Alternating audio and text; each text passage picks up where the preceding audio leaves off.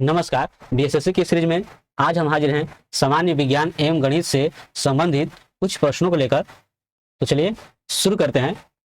पहला क्वेश्चन है, पुरुष जीन संगठन होता है। तो देखिए, पुरुष जीन संगठन जो होता है वो होता है एक्स वाई, और वहीं अगर स्त्री की बात करें तो होता है एक्स एक्स। ठीक है। निम्न रक्त वर्ग सार्वत्रिक दाता होता है, तो कौन होता है? वो होता है ओ। ठीक है। चलिए, और सर्वग्राही कौन होता है? तो सर्वग्राही होता है ए बी। ठीक है, उसका ओपोजिट। अगला क्वेश्चन है, प्रकाश संश्लेषण होता है। तो प्रकाश संश्लेषण जो है आप जानते हो कि सूर्य के प्रकाश में होता है। ठीक है, मतलब दिन में होता है। प्रकाश संश्लेषण के लिए कौन सी गैस आवश्यक है? तो कौन सी गैस आवश्यक है? तो वह है कार्बन डाइऑक्साइड। जीव विकास को सर्वप्रथम किसने समझाया?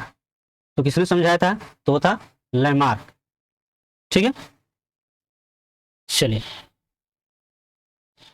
प्रयोगशाला में सर्वप्रथम डीएनए का संश्लेषण किया था, तो किया गया था खुराना द्वारा।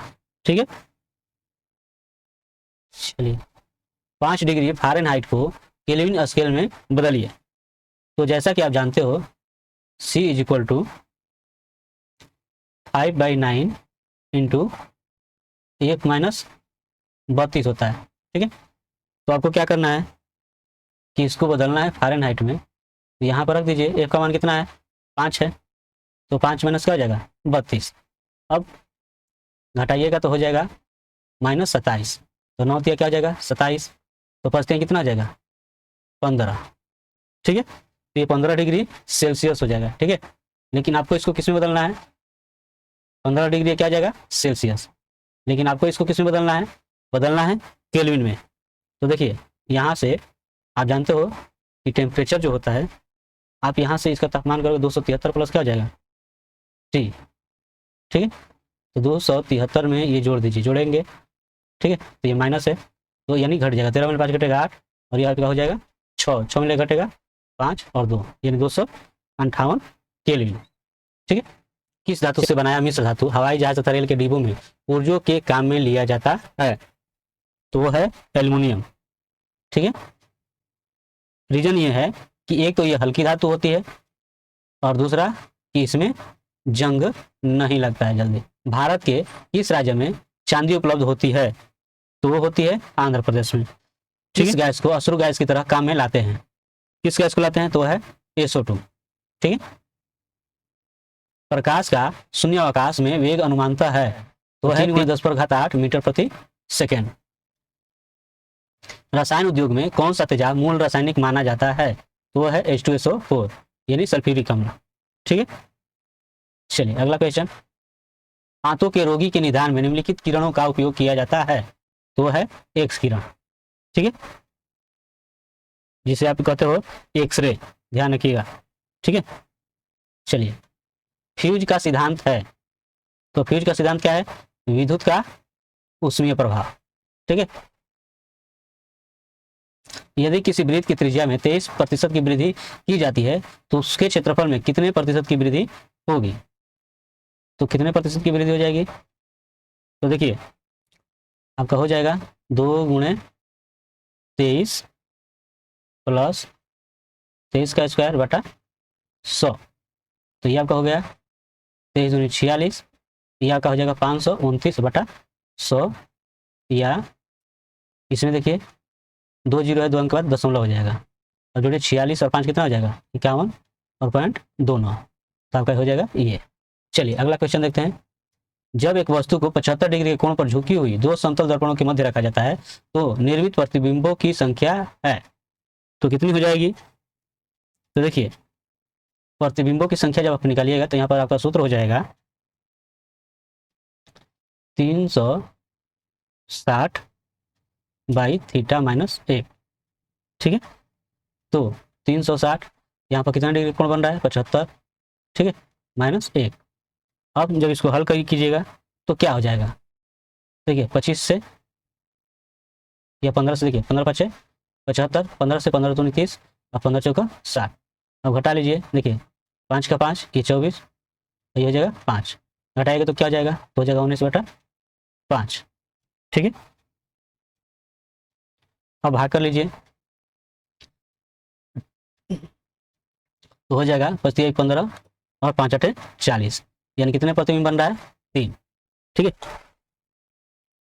दूरदृष्टि निवारण के लिए काम में लेते हैं। तो दूरदृष्टि दोष में क्या होता है कि हम दूर की तो वस्तु को देख लेते हैं लेकिन निकट की वस्तु को नहीं देखते, और निकट की वस्तु को देखने के लिए क्या चाहिए, उत्तल लेंस। ठीक है,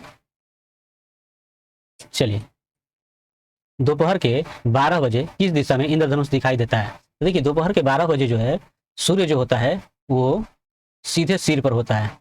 ठीक है, सीधा होता है, और ऐसी स्थिति में जो है आपका इंद्रधनुष बनेगा ही नहीं, यानी ये कह सकते हैं कि हम इसे नहीं देख सकते। दाढ़ी बनाने के लिए काम में लेते हैं, तो किसको लेते हैं, वो होता है अवतल दर्पण। धोने का सोडा का रासायनिक सूत्र है, तो कौन हो जाएगा, तो है Na2CO3। चलिए इस क्वेश्चन में देखिए, जब संख्याओं 21, 20, 60 और 64 में से 1 से घटाया जाता है तो इस क्रम में प्राप्त होने वाली संख्याएं समानुपाती में होती है, तो इसका और इसके बीच का मध्यानुपाती कितना होगा। तो चलिए देखते हैं, इनका जो है मान निकाल लेते हैं। तो देखिए पहले जो है x का मान निकालते हैं। ठीक है, तो x का मान निकालेंगे तो क्या हो जाएगा, तो देखिए ये आपका हो जाएगा 21 गुणे 64। ठीक, फिर बीच वाला 22 गुणे 60 बटा आपका हो जाएगा, जोड़ लीजिए 21 + 64 और फिर आपका घट जाएगा 22 + 60। ठीक, अब देखिए 21 64 में गुणा कीजिएगा तो कितना हो जाएगा, तो आपका हो जाएगा 1344।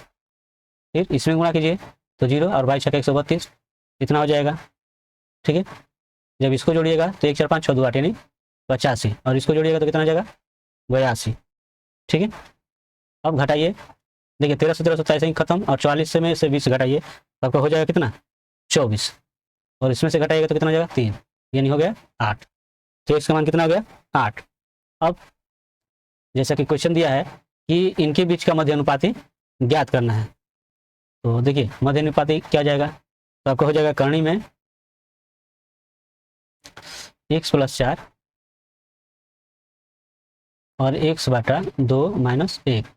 आप देखोगे कि x का मान क्या है 8 है, तो 8 + 4 यानी हो जाएगा 12, और ये 8 का आधा कीजिएगा तो कितना हो जाएगा 4 हो जाएगा, है ना, और 4 में घटेगा कितना हो जाएगा 3।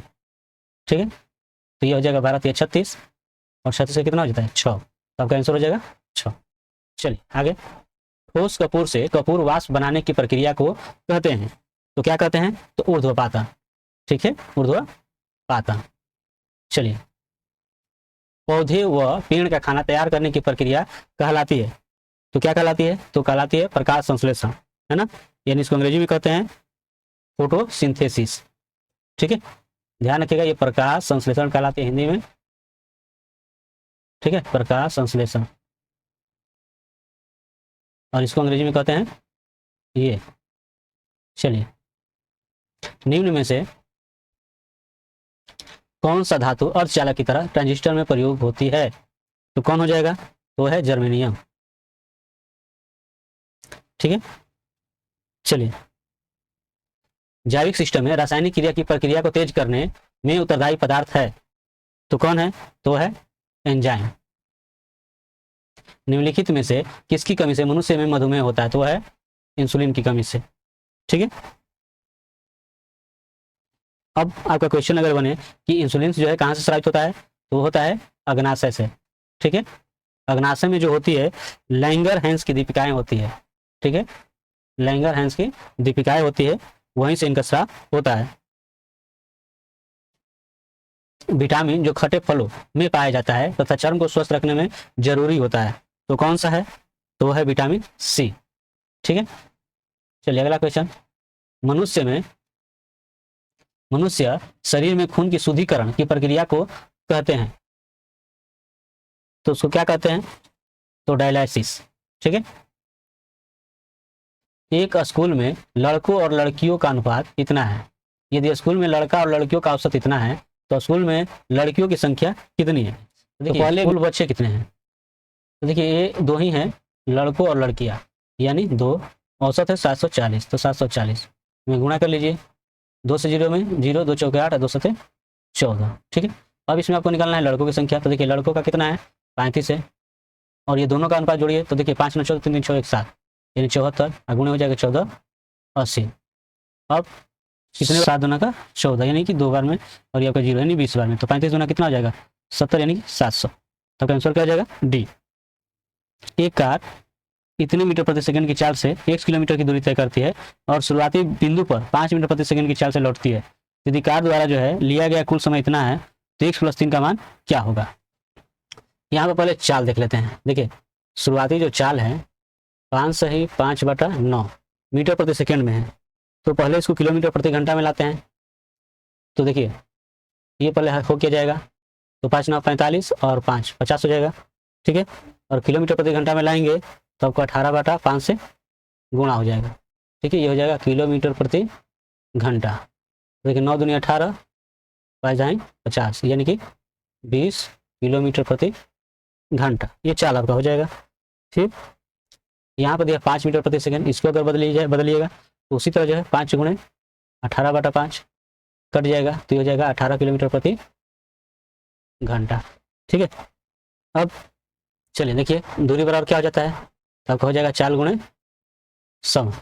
अब यहाँ पे चाल जो है देखिए क्या हो कैसे निकलेगा, तो देखिए चाल दो दे रहा है ना, एक आपका 20 और एक 18, तो ये आपका हो जाएगा 20 गुणे 18 और 20 + 18, ठीक है।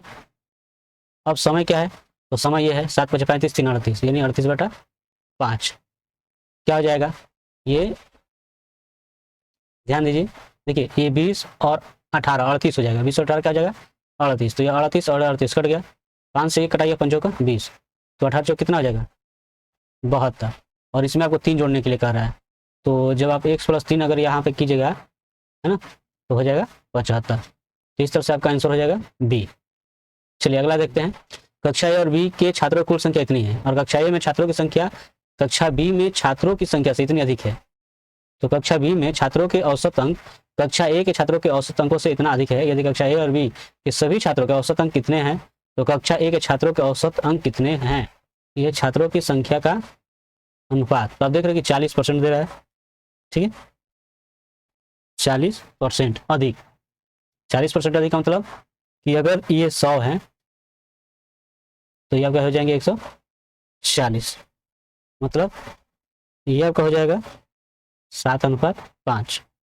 फिर छात्रों के औसत अंक का अनुपात अगर निकालेंगे, औसत अंक का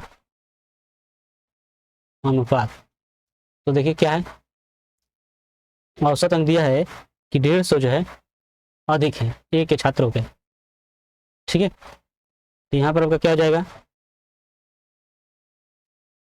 इतना, यानी 2:3, ठीक है। तो अब यहाँ पर सभी छात्रों का औसत अंक निकाल देते हैं, सभी छात्रों के औसत अंक, तो देखिए क्या हो जाएगा, यहाँ पर है आपका हो जाएगा 7 × 2, फिर इसमें हो जाएगा 5 × 3, और ये 7 और 5, तो ये 7 × 14 + 3 = 15 और 7 × 5 = 12, तो कितना हो जाएगा, ये हो जाएगा 29/12, ठीक है। अब चलिए ये जो है आपका निकला है, और जबकि मान दिया है इतना, ये आपस में बराबर हो जाएंगे, ठीक है। तब अब क्या होगा, यही कहें यहाँ पे अगर ये रख दें तो देखिए क्या हो जाएगा, 12 ऊपर और 29 नीचे, 29 दूना 58, यानी कि ये 12 दूनी क्या हो जाएगा 24, तो इसका 24 में है और 2 में गुणा कर दोगे तो ये हो जाएगा 48, तो यही आपका आंसर होगा। चलिए अगला क्वेश्चन है कि एक चुनाव क्षेत्र में 60% मतदाता पुरुष हैं और शेष महिलाएं हैं, 40% पुरुष निरक्षर हैं और 25% महिलाएं जो साक्षर हैं, तो साक्षर महिलाओं की तुलना में निरक्षर पुरुषों की संख्या कितने प्रतिशत अधिक है? चलिए ध्यान से देखिए, पुरुष, ये अगर पुरुष है ये महिला, ठीक है। तो कितने पुरुष हैं? 60%। महिला कितनी है? 40%। ठीक है। अब इसमें से हो गए साक्षर, तो साक्षर इसमें से कितने हैं? तो है 40% निरक्षर दे रहा है। ठीक है। तो 60 में 40 निरक्षर का मतलब क्या होगा कि 24, है ना? क्या हो जाएगा? निरक्षर जो है इसमें हो जाएंगे, वो हो जाएंगे 24। तो ये 24 हो गया तो कितना हो जाएगा? ये हो जाएगा 36। ठीक है। अब चलिए यहाँ पर देखते हैं महिलाओं में क्या है। तो महिलाओं में दिया गया है कि 25% साक्षर है। ठीक है, ये साक्षर, ये निरक्षर। तो 25% जो दिया है कि क्या है, महिला साक्षर है, तो 40 में से 25% अगर निकालोगे तो 40 गुणे 25/100, तो 25 से 25 चौका 100, 50 से 10, यानी कि 10 महिलाएं जो है वो क्या है, साक्षर है। तो निरक्षर कितनी हुई? 30। ठीक है। अब निरक्षर पुरुषों की संख्या कितने प्रतिशत अधिक है साक्षर महिलाओं से? तो ध्यान रखिएगा कितने प्रतिशत अधिक है। तो देखिए यहाँ पर जो निरक्षर जो है पुरुष है 24, ठीक है, साक्षर महिलाओं से, तो साक्षर महिला कितनी है? 10। ठीक है, बटा 10, और गुणे परसेंटेज करोगे तो कितने में गुणा हो जाएगा? ठीक है, तो ये आपको हो जाएगा 10, और 24 में से 10 घटेगा कितना हो जाएगा? तो 24 में से 10 घटेगा तो हो जाएगा 14, 14 से 10 से गुणा होगा तो कितना हो जाएगा? 140%। तो यही आपका आंसर हो जाएगा डी। ठीक है, दिया गया है कि ये जो है 6 दिनों में 40% कार्य कर रहा है। ठीक है, यानी कि 40/100 कार्य, मतलब जो समय लग रहा है ए द्वारा जो लगने वाला समय हो जाएगा वो आपका 6 गुणे ये कार्य क्या हो जाएगा उलट, यानी 100/40। ठीक है, ये ए का समय है, तो कितने बार में कटेगा ये? तो देखिए 20×5 100, 20 दूनी 40, 2 से 2 3 6, तो हो जाएगा 15 दिन। ठीक है, जबकि बी उसी कार्य को इतने दिनों में पूरा करता है। बी पूरा कर रहा है 7 गुना का 14 है 15/2 दिनों में। ठीक है, अब दोनों का एक दिन का काम अगर निकाल दें, एक दिन का काम, तो दोनों का एक दिन का काम अगर निकाल दें तो क्या हो जाएगा? दोनों को आप जोड़ दोगे। ठीक है, तो ये हो जाएगा 1/15 एक दिन का काम, और इसका एक दिन का काम क्या हो जाएगा? 2/15।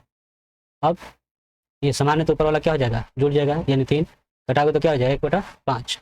ठीक है, तो इतने दिन का काम हो गया, यानी कि कितने दिन लेंगे?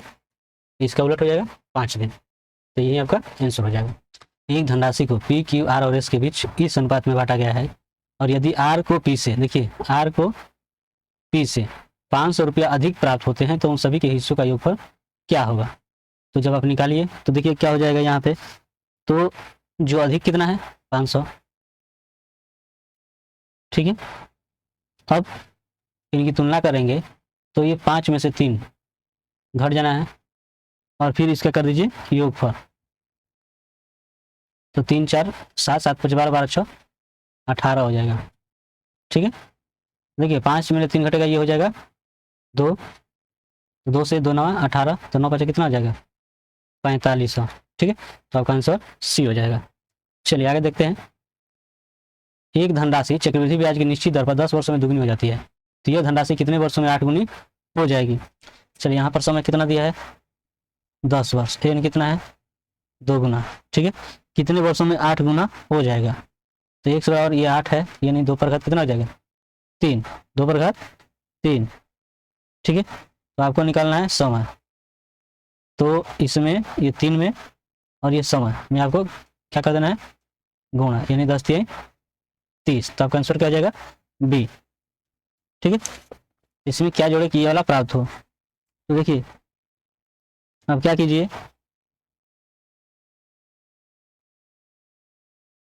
कि डायरेक्ट आपको 18x - 18y में से आपको घटाना है। ठीक है, और 24 से ध्यान रखिए आपको घटाना है 8 3 x - 4y, तो आपको हो जाएगा 18x - 18y, ये हो जाएगा 8 3 24x, और 8 चौका 32। ठीक है, y, और ये माइनस माइनस क्या हो जा रहा है? प्लस। देखिए 18x - 24 हो जाएगा -6x, और -18 + 32, तो कितना हो जाएगा? +14y। ठीक है, इस तरह से आपका हो जाएगा 14y - 6x, यानी कि सी। चलिए अगला देखते हैं यदि एक खुदरा व्यापारी अपने माल के चिन्हित कीमत पर 32% की छूट देता है और इस तरह लागत मूल्य पर माल बेचता है तो प्रतिशत चिन्हित मूल्य क्या था? अगर मानकर चले कि अंकित मूल्य जो है 100 रुपया है, ठीक है, तो अंकित मूल्य 100 रुपया है, तो यहाँ पर 32% का छूट मिल रहा है, 32% का छूट मिल रहा है, तो बिक्री कीमत यानी कि विक्रय मूल्य जो हो जाएगा वो कितना हो जाएगा? तो 68% हो जाएगा, ठीक है। ये हो जाएगा 100 गुणे 68, ठीक है, 68 बटा क्या हो जाएगा 100, तो यहाँ पर आपको हो जाएगा 68, ठीक है। अब जबकि लागत की कीमत आपको निकालना है परसेंटेज में, तो निकालिएगा परसेंटेज में तो क्या आ जाएगा? तो देखिए यहाँ पे 100 माइनस 68 बटा 68 गुणे 100, यानी कि आपको ये हो जाएगा 32 बटा 68 गुणे 100, तो कितने बार में कटेगा? देखिए ये आपका हो जाएगा 16 बार में, ये आपका हो जाएगा 2 3 6 2 6 8, 2 से ये 8 और 2 से 17, ठीक है। तो इस तरह से ये आपको हो जाएगा 800 बटा 17, भाग कीजिए 17 5 50 से अधिक हो जाएगा तो 17 चौक हो जाएगा, है ना। शुरू में क्या रहा है 4, यानी कि लगभग परसेंटेज इतना हो जाएगा, 4 से शुरू हो रहा है। चलिए आगे देखते हैं। एक कंपनी का लगातार 7 साल का औसत राजस्व जो है इतना रुपया है। यदि पहले 4 साल का औसत जो है इतना है तो अंतिम 4 वर्षों का औसत कितना रुपया? तो चौथे वर्ष का राजस्व क्या होगा? चौथे वर्ष का राजस्व देखिए 4 साल 70 लाख, मतलब आपका हो जाएगा 4 गुणे 70, ठीक है। फिर अंतिम 4 वर्ष 82 के हिसाब से है, तो 4 गुणे 82, ठीक है। और दिया गया कि 7 साल का औसत जो है 75 लाख है, तो 7 साल का औसत क्या हो जाएगा 75 लाख, ठीक है। अब देखिए 4 7 कितना हो जाएगा 28, ये कितना हो गया 4 दूनी 8 4 8 32, ठीक है।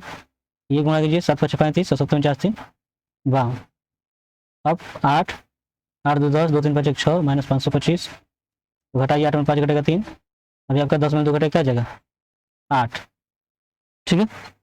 ये नहीं आपका ये हो गया 83 लाख रुपए। चलिए आगे देखते हैं।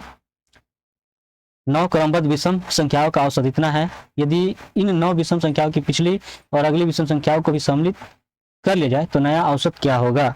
अगर मानकर चलते हैं कि ये एक विषम संख्या है, ठीक है, ये विषम संख्या है, तो इससे पीछे जाएंगे तो x माइनस 2 हो जाएगा, इससे पीछे जाएंगे तो 4 हो जाएगा, इससे पीछे जाएंगे तो 6 हो जाएगा, ठीक है। इससे पीछे जाएंगे तो क्या हो जाएगा 8। अब इधर देखिए, इससे इधर जाएंगे तो +2, ये +4 +6 +8, ये 9 विषम संख्या हो गई, ठीक है। तो जब इसका औसत निकालिएगा, तो जब औसत निकालेगा तो देखिए जोड़िएगा तो ये देखिए ये आपस में क्या जाएगा कट जाएगा, तो टोटल कितना हो जाएगा 1 2 3 4 5 6 7 8 9, ठीक है। मतलब टोटल हो जाएगा 9x और इनकी संख्या कितनी है 9 है, ठीक। तो अब यहाँ से दिया गया है कि किनका औसत क्या है 27 है। जैसा कि दिया गया है कि 2 नई संख्याएं पिछली और अगली को जोड़ दें, मान लो यहाँ पे 10 जोड़ दिए और यहाँ पे जोड़ दिए x + 10, तो ये तो आपको कट जाना है, तो x 2x, यानी कि अगला जो नया जो आपका औसत निकालिएगा नया वाला वो हो जाएगा 11x बटा 11, यानी ये कट जाएगा तो x बराबर फिर क्या हो जाएगा 27, तो नया औसत भी क्या होगा 27। चलिए आगे देखते हैं। एक मिस्त्री एक दीवार को 70 घंटे में बनाता है, 7 घंटे बाद वह विराम लेता है, तो दीवार का कितना भाग अभी भी बनाना बाकी है? तो देखिए कितना बाकी है, तो 70 में से आपको जो है 7 घटा देने हैं और बटा हो जाएगा 70, यानी 63 बटा क्या हो जाएगा 70, ठीक है। तो ये आपका हो जाएगा 7 9 63 7 9 70, यानी 0.9, इतना बनाना बाकी है। चलिए अगला देखते हैं। दिया गया इतने घंटों में 216 किलोमीटर की दूरी तय करने के लिए मीटर प्रति सेकंड में कार की औसत गति कितनी होनी चाहिए? तो यहाँ पर देखिए कार की जो औसत गति है वो आपको निकालनी है, यानी कि चाल निकालनी है। तो चाल बराबर दूरी बटा क्या हो जाता है समय, तो दूरी आपका हो गया 216 और समय हो गया इतना, तो ये किलोमीटर प्रति घंटा है, किलोमीटर प्रति घंटा। आपको निकालना किस में मीटर प्रति सेकेंड में, ध्यान रखिएगा 32 से ऊपर चला जाएगा 10, तो मीटर प्रति सेकंड में कीजिएगा तो किससे गुणा हो जाएगा, 5/18 से ही हो जाएगा मीटर प्रति सेकेंड। अब 18 एकम 18, 18 दूनी 36, ठीक है। अब किस चीज से कटेगा, तो देखिए गुणा कर दीजिए, 12×5 = 60 यानी 600 हो जाएगा, ठीक है। और बटा 32 भाग कीजिए, ये हो जाएगा 32 से कम 32, ठीक है। एक बार में जाएगा पहले भाग, यानी ये वाला शुरू हो रहा है, यानी यही वाला आपका मान हो जाएगा, ठीक है। यही आपका आंसर होगा। चलिए आगे देखते हैं, निम्न संख्याओं में से कौन सी संख्या 99 से पूरी तरह से विभाज्य है। देखिए 99 किससे विभाजित होता है, 11 से और 9 से। तो देखिए पहले देखिए 9 से देखते हैं क्या कट रहा है, 5×7 = 12, 12×7 = 19, 19 से 20 और 20×7 = 27, यानी 9 से कट जाएगा, 9 से ये कट जाएगा। अब 11 से देखते हैं, देखिए ये जोड़िए, 5×7 = 12 और 12×7 = 19 और 7×1 = 8, ये घटाएंगे तो कितना हो जाएगा 11, यानी 11 से भी क्या हो जाएगा, कट जाएगा, ठीक है। तो यही आपकी संख्या हो जाएगी। चलिए अगला देखते हैं, किसी मूलधन पर यदि 2 वर्षों का साधारण ब्याज इतना है और चक्रवृद्धि ब्याज जो इतना है, तो ब्याज की दर कितनी होगी। तो देखिए ब्याज की दर अगर निकालते हैं यहाँ पे तो क्या हो जाएगा, 200, फिर यहाँ पे आपको निकालना है CI कितनी है, 1449, और ये आपका SI है इतना, ठीक है, और बटा में 1400। अब यहाँ से क्या हो जाएगा, ये हो जाएगा 49, ये आपका कट जाएगा, ठीक है, 2×7 = 14, इसमें से घटा दीजिएगा तो ये जाएगा 49 और बटा 7 यानी 7×7 = 49, तो आपका कितना हो गया 7%। चलिए आगे देखते हैं, एक आदमी की भर्ती प्रक्रिया में चयनित और अचयनित का अनुपात कितना है। यदि 80 कम ने आवेदन किया होता और 40 कम चयनित होते तो चयनित और अचयनित का अनुपात कितना, तो कितने उम्मीदवारों ने प्रक्रिया के लिए आवेदन किया था, तो कितने लोग आवेदन किए थे आपको ये पता करना है, ठीक है। तो मान लें कि चयनित जो है, यहाँ से देखिए चयनित जो है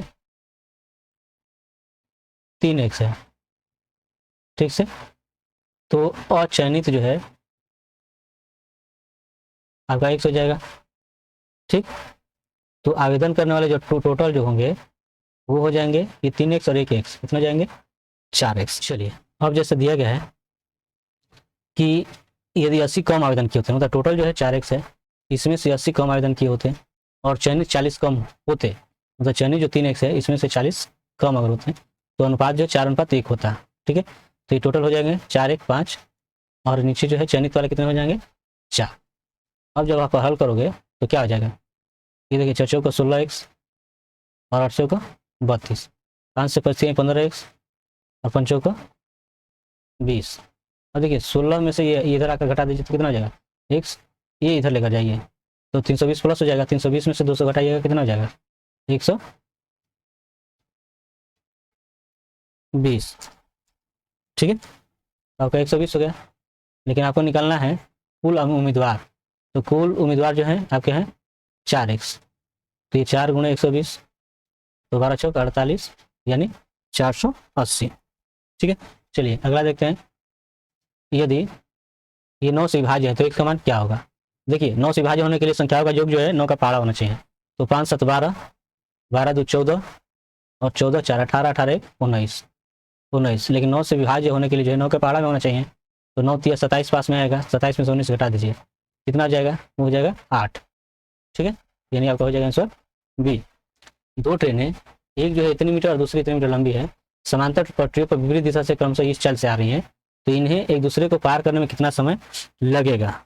चाल जो है ये आपका है, ठीक है, तो सापेक्ष चाल जो है आपका हो जाएगा 81 + 63, ठीक है, और इसको जो है आप मीटर प्रति सेकंड से कर दीजिए तो 5/18 से क्या हो जाएगा गुणा, तो ये 81 और 63 जोड़िए कितना हो जाएगा 3, 1, 4 और 814, मतलब 144, 5/18, तो ये कितने बार में जाएगा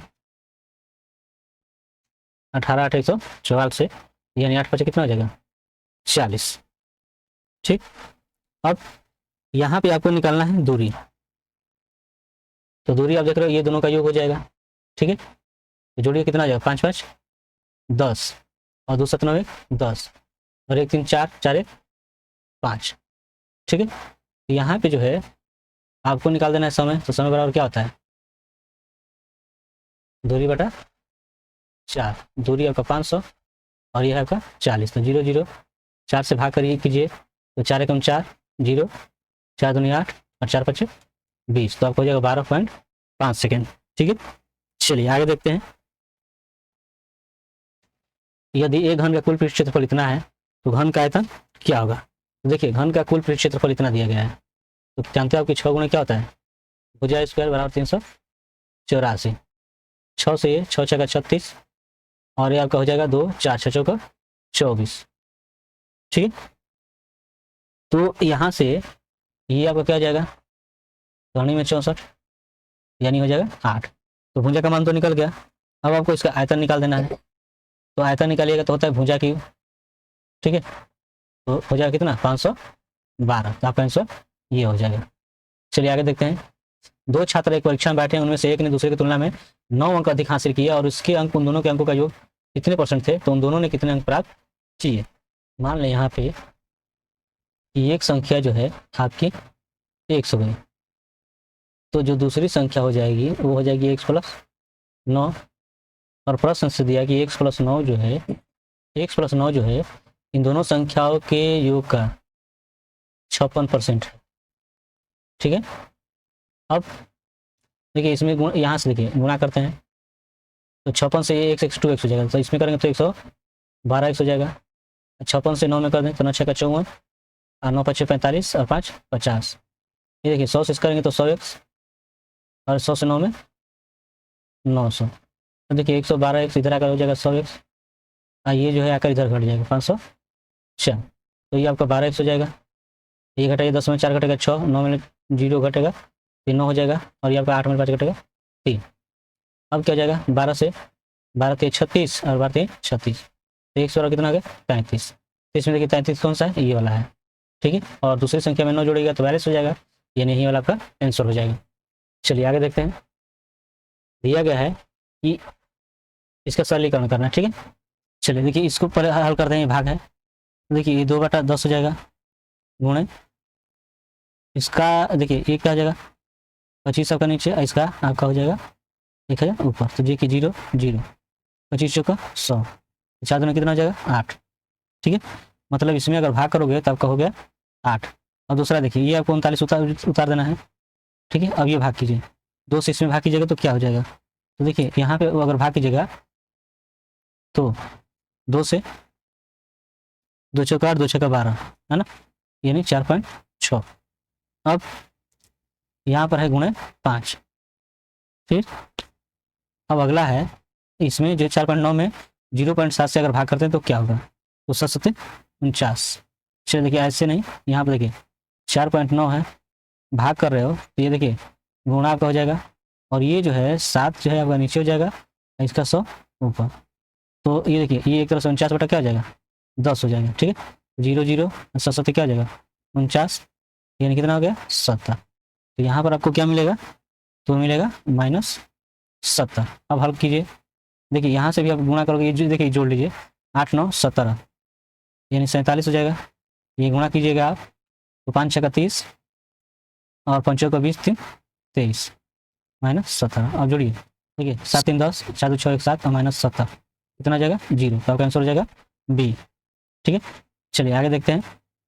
दिया कि एक स्कूल में लड़कियों और लड़कों का औसत जो है इतना दिया गया है, यदि लड़कियों की संख्या लड़कों की संख्या से दुगनी है तो स्कूल में सभी विद्यार्थियों का औसत भार कितना होगा।